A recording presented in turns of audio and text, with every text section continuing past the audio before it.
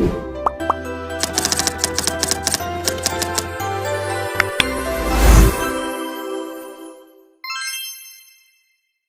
sini saya akan menjelaskan tugas pengganti presentasi saya dengan judul Implementasi Internet of Things atau IoT Cold Chain Logistics sebagai inovasi rantai pasok modern.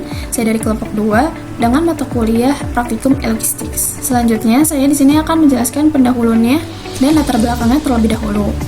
Jadi, cold chain logistics ini berperan penting dalam menjaga kualitas produk sensitif seperti vaksin, obat-obatan, dan makanan beku selama penyimpanan maupun distribusi. Tantangan utama yang sering terjadi adalah kerusakan produk akibat suhu dan kelembapan yang tidak terkendali. Untuk menjawab hal tersebutlah, penerapan Internet of Things atau IoT menjadi solusi dengan memanfaatkan sensor suhu dan kelembapan yang terhubung ke node MCU ESP8266. Data yang diperoleh dikirim secara real-time ke server dan dapat dipantau melalui aplikasi Android serta terintegrasi dengan pengendalian pendingin seperti AC atau kulkas agar suhu otomatis menyesuaikan jika melewati standar. Dengan cara inilah mutu produk tetap terjaga, distribusi lebih andal, dan keamanan konsumen dapat dijamin. Lalu selanjutnya ada deskripsi sistem atau produk atau teknologi Internet of Things pada cold chain logistics. Cold chain logistics penting untuk menjaga kualitas produk sensitif suhu seperti vaksin, obat-obatan, daging, suhu, dan seafood. Tantangan utama pada sistem tradisional adalah kurangnya pemantauan real-time, sehingga perubahan suhu kecil bisa merusak produk. Dengan IoT, hal ini teratasi melalui sensor DHT22, DS18B20 yang terhubung ke node MCU ESP8266. Data dikirim via Wi-Fi ke cloud dan dapat diakses 24 jam melalui aplikasi Android atau dashboard web. Di sebelah kanannya ada gambar rancangan sistem control dan monitoring. Lalu di sini ada gambar hasil monitoring aplikasi. Di sebelah kiri ada hasil monitoring pada aplikasi database suhu yang memberikan keuntungan. Yang pertama, Anda menjamin kualitas produk sensitif, suhu dan kelembapan dapat stabil dan standar. Monitoring real time, petugas dapat memonitoring di mana saja. Jika ada sistem peringatan dini, ada peringatan notifikasi jika terjadi penyimpanan suhu. Ada kontrol otomatis, yaitu pendingin dapat dikendalikan langsung oleh sistem tanpa perlu intervensi manual. Lalu yang terakhir ada efisiensi operasional, mengurangi resiko kerugian akibat produk rusak. Lalu di sini ada cara kerja sistem cold chain logistics. Yang pertama ada pengambilan data oleh sensor. Sensor ini membaca kondisi lingkungan secara terus-menerus, khususnya untuk memastikan bahwa suhu tetap berada pada kisaran standar, misalnya 2-8 derajat Celcius untuk vaksin. Lalu yang kedua ada pemrosesan data oleh node MCU ESP8266. Perangkat ini bertindak sebagai pusat pengendalian yang mengonversi sinyal sensor menjadi data digital. Lalu yang ketiga ada pengiriman data ke cloud. Node MCU ini mengirimkan data suhu dan kelembapan ke cloud server melalui jaringan Wi-Fi.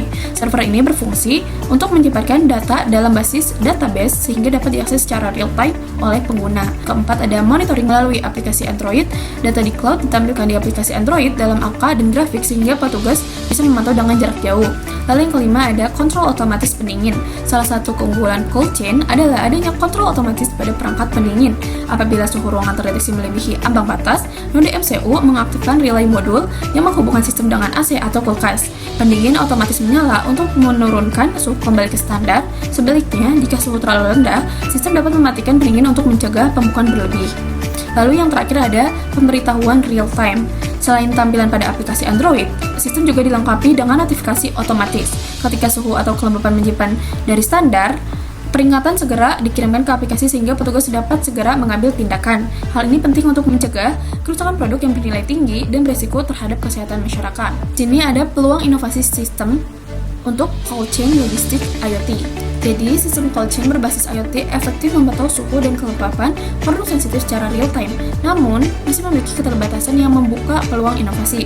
Beberapa pengembangan yang diusulkan meliputi peningkatan akurasi sensor dengan menggunakan sensor presisi tinggi seperti SHT31 atau BME280, penambahan sistem backup energi, baterai, UFS, genset mini untuk menjaga pendingin tetap berfungsi saat listrik padam, serta pengembangan kotak pendingin portable berbasis IoT yang dilengkapi sensor dan sistem pendingin mini untuk distribusi vaksin ke daerah terpencil. Inovasi-inovasi inilah diharapkan dapat meningkatkan keandalan sistem dan menjaga kualitas produk farmasi secara optimal.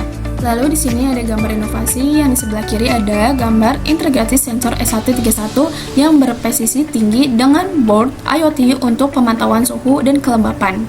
Lalu yang di sebelah kanan ada genset otomatis. Selanjutnya ada gambar model sistem IoT BC untuk pengelolaan cold storage jarak jauh. Baik, sekian. Terima kasih presentasi saya. Mohon maaf jika banyak kesalahan. Wassalamualaikum warahmatullahi wabarakatuh.